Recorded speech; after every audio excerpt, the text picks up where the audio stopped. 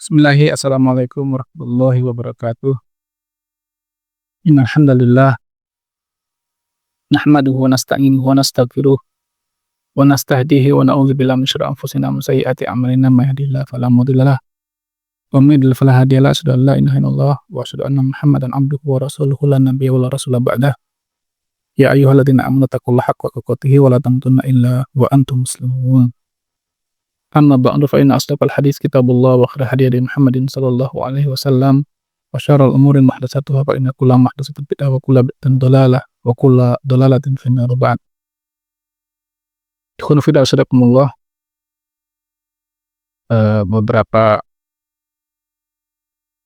hari yang lalu kita sudah membahas tentang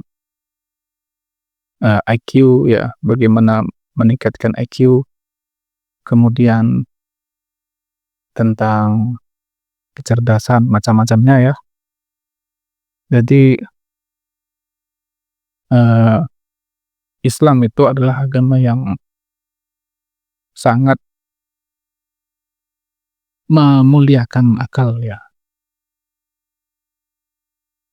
Tapi bukan berarti kan semua dalam agama kita ini harus disesuaikan dengan akal kita, dikarenakan keterbatasan akal kita. Tidak sedikit kan kita mendengar orang-orang yang mengatakan ya, dia tidak percaya dengan salah satu ajaran agama hanya karena nggak masuk akal. Bahkan mungkin tidak sedikit lah ustadz-ustadz tuh yang mengatakan ya, ketika membahas tentang sifat Allah ya, tentang Allah ya, yang mengatakan ya mungkin lah, kan nggak masuk akal gitu loh. Di sini ada ustadz yang ketika ditanya apakah Allah punya wajah ya, dengan lantang dia tolak, masa Allah punya wajah gitu kan ya. Padahal ayat-ayatnya sangat banyak sekali. Nah, perkenankanlah sedikit di sini kami membahas tentang bagaimana sih ya kedudukan akal itu dalam Islam. Ini kami banyak mendapat faedah dari makalahnya Dr. Samir Masna Ali Abbaro ya, dan juga makalah-makalah yang lainnya. Akal itu di dalam Islam memiliki kedudukan sangat tinggi ya. Dan tidak ada ajaran atau agama yang paling concern ya, paling serius ya, membahas dan memuliakan akal itu selain daripada agama kita, yaitu Islam ya. Dan tidak ada kitab suci yang paling baik ya, paling banyak memuliakan akal itu selain kitab suci kita, yaitu Al-Quran.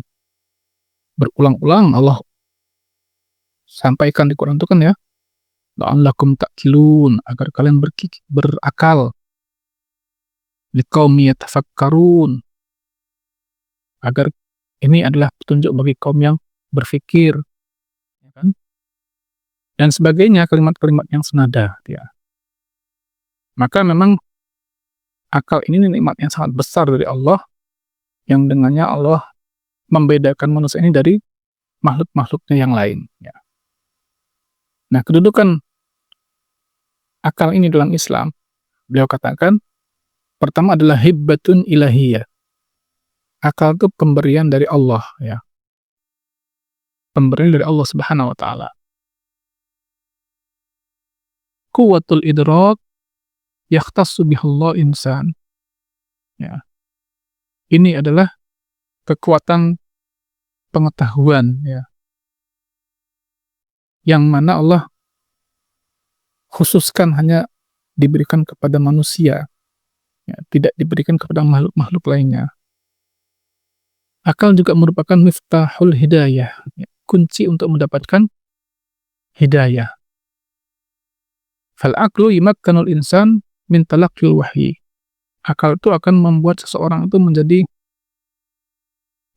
kokoh ya, menjadi yakin tentang adanya wahyu. Wa fahmu hidayatus sama, memahami petunjuk langit ya. Wa rutub asbab bil musabbabat, dan memahami ya, hubungan antara sebab dan akibat. Banyak kan kita mendengar cerita-cerita orang-orang barat yang masuk Islam setelah, eee, apa, dia mempergunakan akalnya dengan sangat, sungguh-sungguh ya. Mungkin kita pernah mendengar cerita orang Jepang yang ke Mesir itu untuk meneliti patung Sphinx ya, patung singa itu, yang bermuka singa. Ketika dia di hotel, di lobi, mau check-in ya, menjelang maghrib, tiba-tiba dia mendengar suara yang aneh gitu loh, belum pernah dia dengar. Suara azan maksudnya sih. Lalu dia lihat dari dalam itu, keluar, ramai sekali orang-orang yang, eee, berjalan menuju suatu arah. Akhirnya dia pamit dulu sama yang, resepsionis hotelnya, dia keluar, dia ikutin orang-orang itu berjalan. Ke mana toh? Ternyata ke sebuah masjid. Dia tanya sama orang di situ, "Ini apa?" Dijawab sama mereka, "Ini masjid, tempat sholat." Nah, "Tadi suara apa barusan?" kata dia. "Itu suara azan, panggilan bagi orang-orang Islam."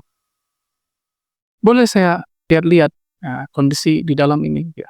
"Boleh, silakan."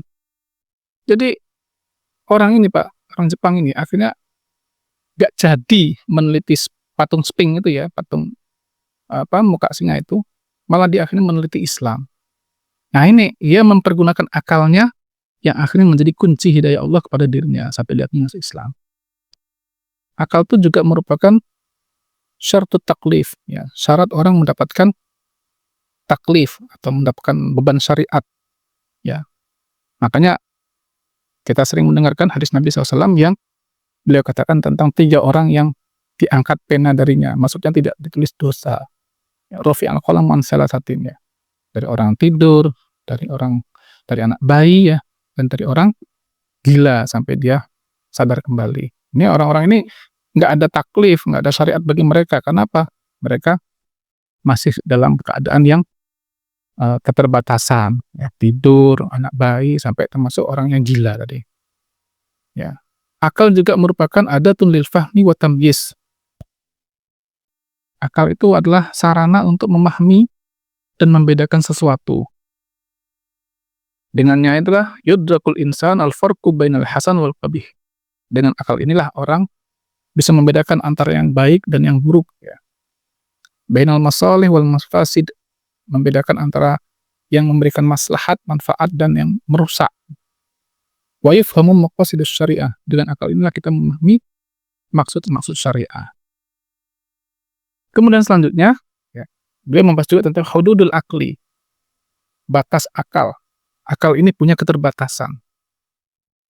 Akal itu adalah, kata beliau, muqayyadun wa mahdudun. Ada keterbatasannya. Khasatan di umuril ghaib allati la tudraku bil hissi wal aqli. Khususnya masalah-masalah ghaib yang tidak bisa dijangkau oleh akal dan panca indera. Nah, ini keterbatasan akal ini ya makhluk. Ya kan? Nggak sampai akal kita untuk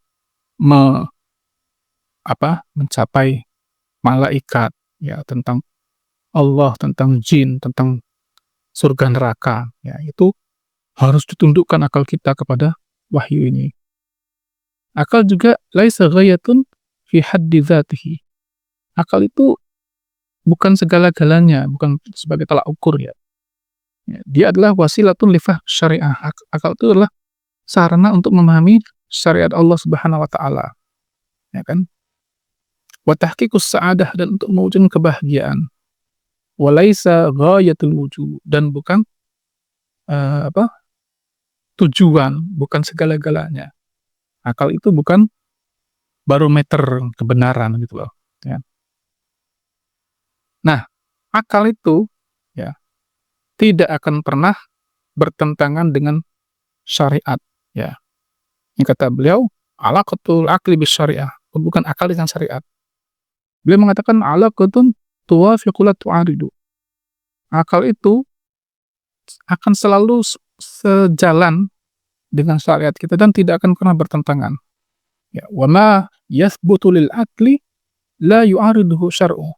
Sesuatu yang telah ditetapkan akal ini ya, tidak akan bertentangan dengan syariat ya selama-lamanya. Wa ma yathbutu syar'u, dan apa yang ditetapkan syariat la yu'aridul aqlu as-sharih, tidak akan bertentangan dengan akal yang sehat.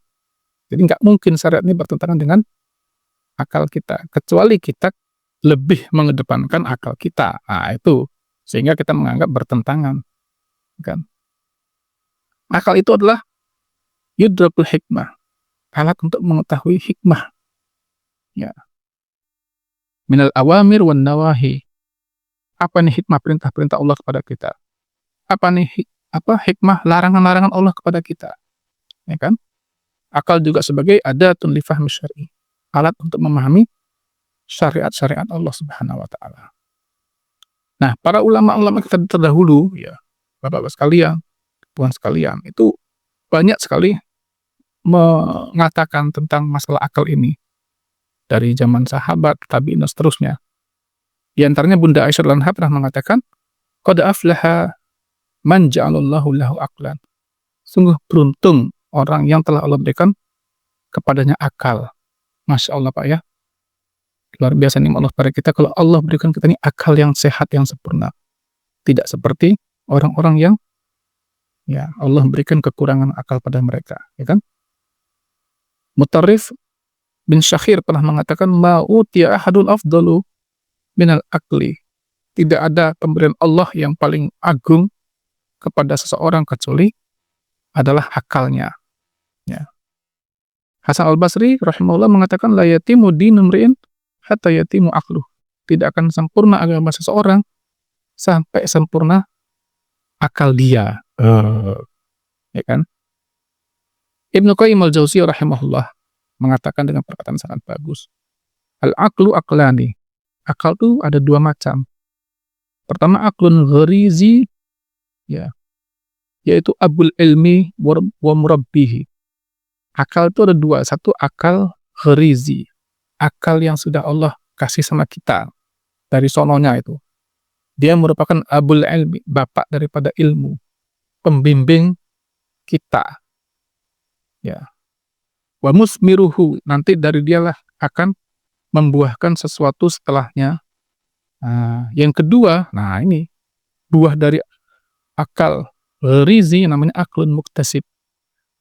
Akal yang diusahakan, ya kan. Nah, akal yang hasil dari apa istilahnya, dari percobaan, ya, dari pengalaman. Nah, dia merupakan waladul ilmi wa samratuhu, anak daripada ilmu dan buah daripada akal yang pertama tadi, akal gorizi. Ya. Tidak semua orang memiliki akal yang kedua, aklun muktasib. Ya. Khususnya bagi orang-orang yang malas untuk belajar, ya kan, malas untuk mengambil faidah, mengambil pelajaran. Ibnu Qutaibah rahimahullah pernah mengatakan, kullu syai'in muhtajun ilal aqli. Segala sesuatu itu membutuhkan kepada akal. Wal aqlu muhtajun ilat tajarib, dan akal itu membutuhkan eksperimen-eksperimen, ya, latihan-latihan. Ya.